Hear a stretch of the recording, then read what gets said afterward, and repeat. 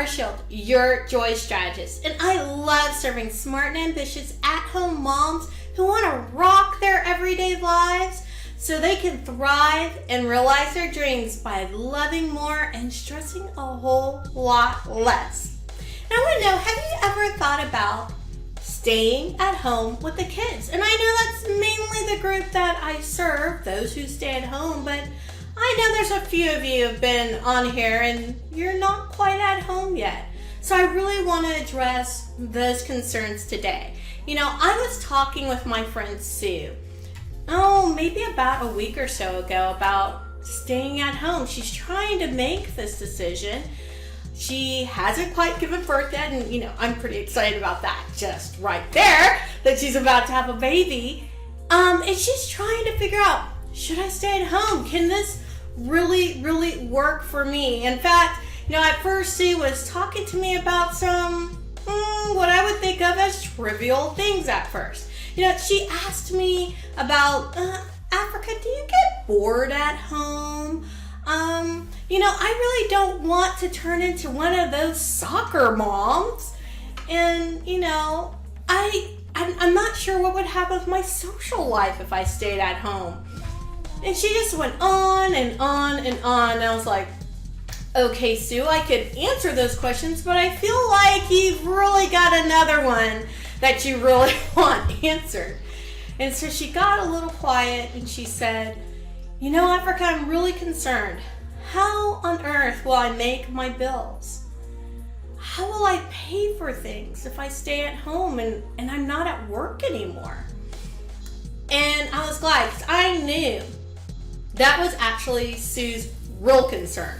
How am I going to make the money if I'm not working? So I asked Sue, what have you been doing to figure this out?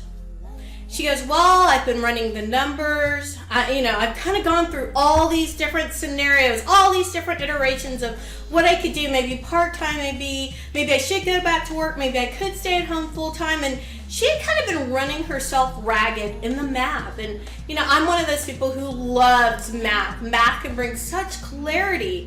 But in this case, it was bringing Sue a whole lot of confusion. So I asked her my next question. I said, Sue, so have you run those numbers with your husband? And she got really quiet because, you know, she hadn't run the numbers with her husband.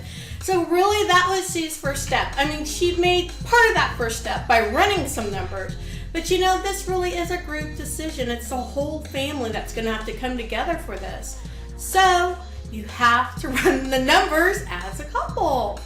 So she came back to me 3 or 4 days later and said, okay, we ran the numbers, but it seems kind of even, but there's something missing and we can't quite figure out what it is. And I said, well, have you thought about your family lifestyle? Have you really thought about, you know, what do you want to do from day to day?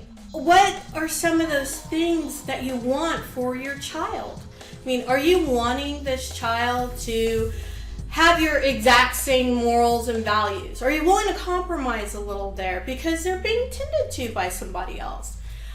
Are you really wanting to be active in their life?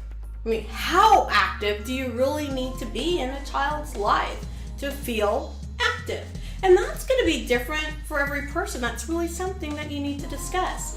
So overall, I asked Sue, what is your vision for your family? You'll really need to sit down and think about this. This is that time where you really can start pulling it all together. Because I totally understand that it's not just about the money. It's not just about, oh, let me think about my wardrobe, let me think about daycare costs and all that. It's not just about the money. It's also about the kind of life that you want to have as a family. So she went back and kind of started really creating that vision with her husband. I was super excited. And so she was like, we're kind of leaning toward me staying at home, but I still have these kind of nagging underlying concerns about that boredom piece. I was like, really? The boredom piece, Sue? But I said, you know what, let's talk about if you really have the aptitude to stay at home. What I call the at-home mama traits. Okay, and I know some of these, when I start discussing them, are going to be innate, and some of them are going to be learned. So let's talk about those innate mama traits first. You gotta be self-directed. Okay, I really get this back from my adult education work. You have to be self-directed. You gotta get up in the morning and do things yourself. You can't wait for someone to tell you what to do or to pat you on the back. You just gotta have that inner drive to do it yourself. You have to be resilient because, well, things will go wrong. You have to bounce back. Sometimes you won't make the perfect decisions. So you've got to be resilient. You've got to be optimistic. I mean, I'm one of those people, it's a glass half full, it's a glass half empty. It's a glass with some water in it. But I'm glad it has water in it because I need water to drink. I need water to live. So be optimistic. We also need to be persistent. And that's persistent in working things out, not to the point of perfectionism, but just persistent enough to get things done. Okay, you also need to be independent. That means, yes, you can't depend on everyone, like I said before, with self-directed, for that pat on the back, for things to do. You've got to be fairly independent. Now, the other thing are those learned items. You have to be good at planning, good at organizing, and the one thing that I call self-correcting. Okay, the self-correcting is really being able to be introspective with action.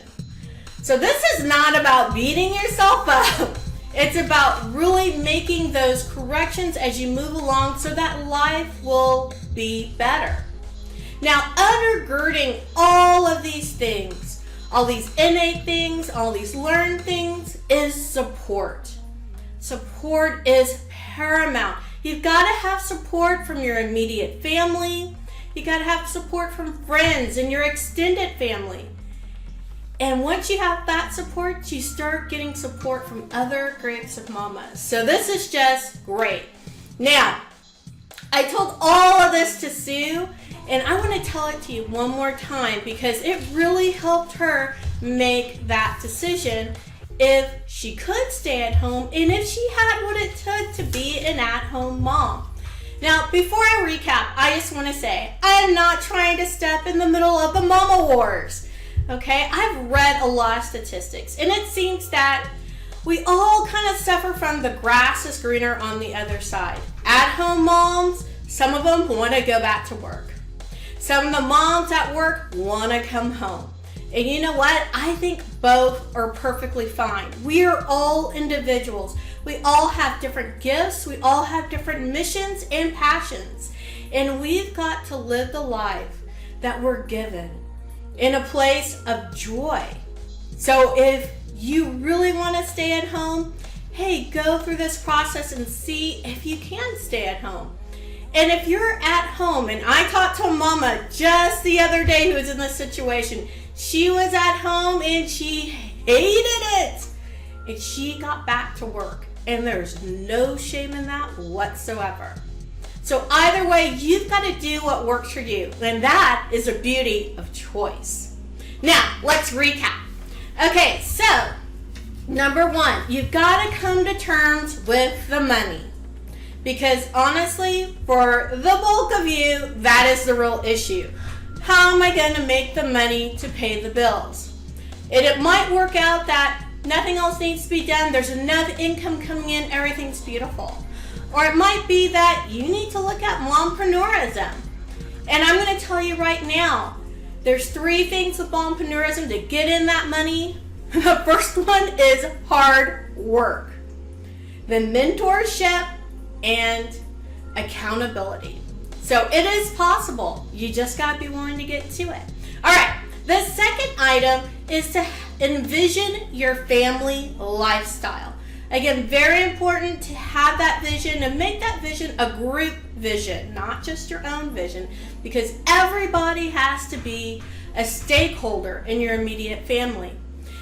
And then go ahead and determine if you have those traits, those at-home mama traits.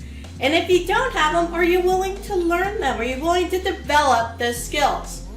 Okay, I want to hear from you. Have you ever considered staying at home with the kids, but you're just not really sure? So comment below with whatever your concerns are. There's a whole lot of people who will comment, I'll comment, and we'll help you figure out some of those concerns. Now, on the other hand, have you actually made a decision? You're trying to figure out if you're going to stay at home or if you're going to go back to work, and you made the decision, whichever way that was. I want to hear from you too. How did you come up with the decision? What kind of criteria did you go through? I'm looking forward to reading all about this in the comments below.